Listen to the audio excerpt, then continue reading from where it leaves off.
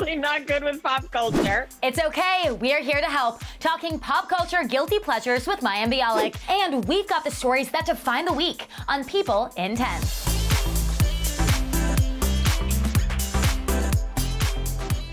I'm Andrea Belke. I think we can all agree the biggest story this week is the riot at the U.S. Capitol in Washington, D.C., and we have lots of ongoing coverage for you on People.com.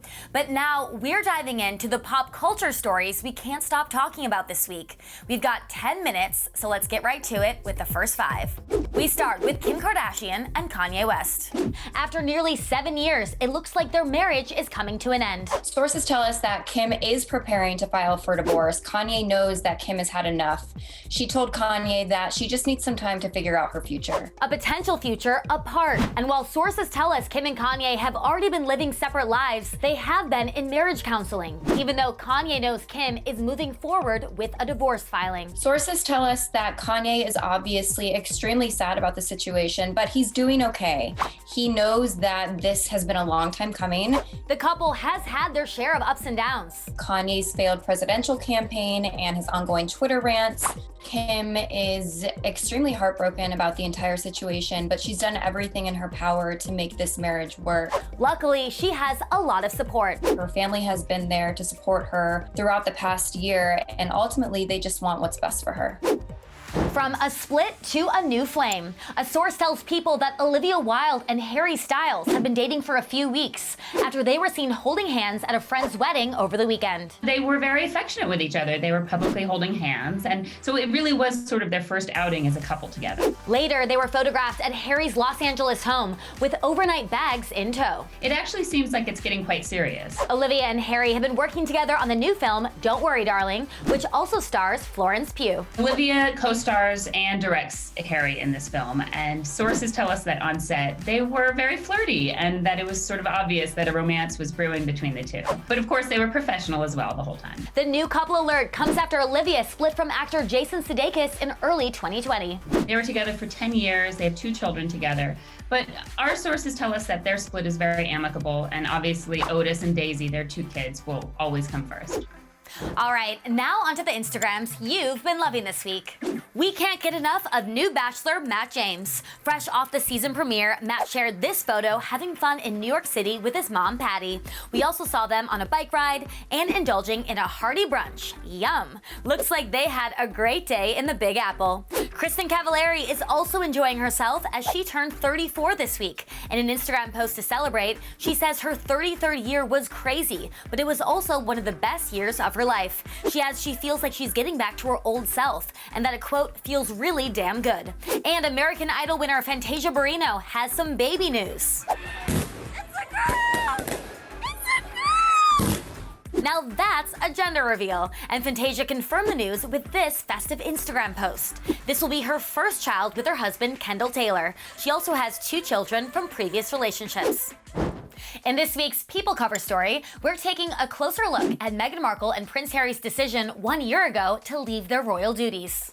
Meghan and Harry changed the royal family forever by showing that it's possible to go their own way. And a source told us they have no regrets about their decision. Royal historian Robert Lacey explains that Harry was able to assert his own identity after feeling marginalized for being the spare in the line of succession.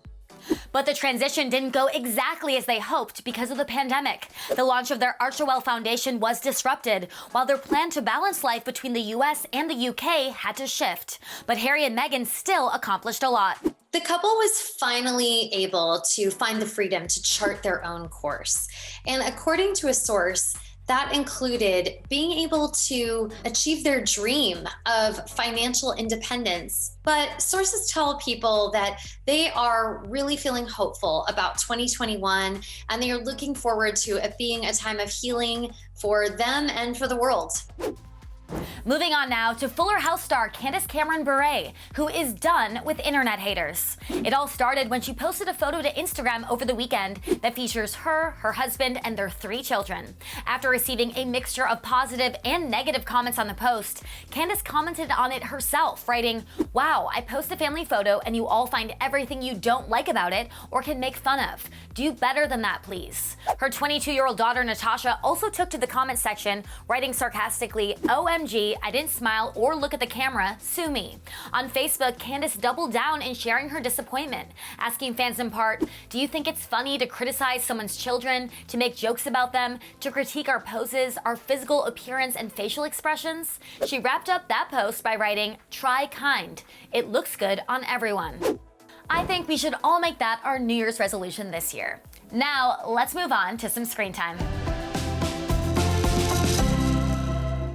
I'm so excited because I'm joined by Mayim Bialik. She's executive producing and starring in the new Fox comedy Call Me Cat. It is a star-studded show about a woman who recently spent her entire savings on a cat cafe. This is so exciting! I never get a +1.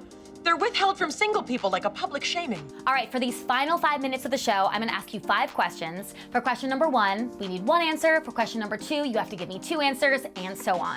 Let's get started. One thing most people don't know about you that would surprise us. I'm very, very messy. I wipe my hand on my pants if I'm dirty. I'm very my kids feel very comfortable around me. Let's just put it that way. Are you messier than your kids? Yes. Okay. Oh, they're very embarrassed of me.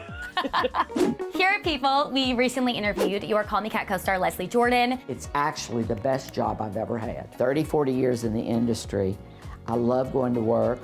Mine's a joy to work for. Our cast is a joy. What are 2 ways or times Leslie Jordan has been a joy to you? First of all, those are really, really kind words. And I know that when people hear them, they're like, oh, please. These are just celebrity people trying to make it sound like they really like each other. But I have to say, joyful is a word that I use to describe our working environment. In particular, Leslie is a joy, very naughty mouth. He curses and he's not doesn't curse like a sailor, but when he's frustrated, he'll say prickly words, as we call them. And we had an episode where he has to have his clothing off. And the way that he handled it, and just, it's an uncomfortable thing to not have your clothes on. And he was so hilarious about it, but also really dignified about it. And I learned so much from him. I love his words. It is true. I mean, sometimes people think that actors just say that, but you actually have a No, if that wasn't true, I'd be like, it's great. We love working together. Yeah. End sentence. This week was actually the 30th anniversary of the premiere of Blossom.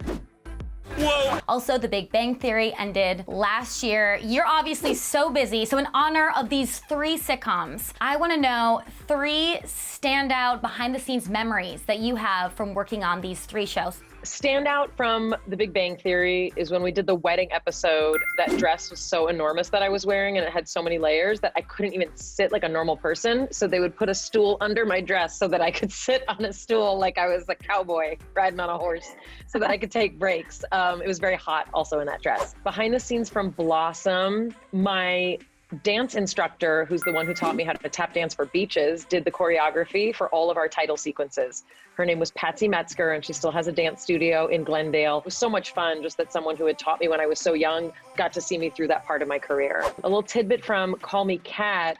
Oh my gosh, we work with real cats who are not drugged and who are not tethered. And they're exactly as difficult as you would imagine if you don't drug or tether them. So we've had a cat throwing up in the middle of a scene. There's one cat who cries just when he wants attention. There's one that likes to run away in the middle of scenes. So it's exactly as difficult as you'd imagine, and also super fun.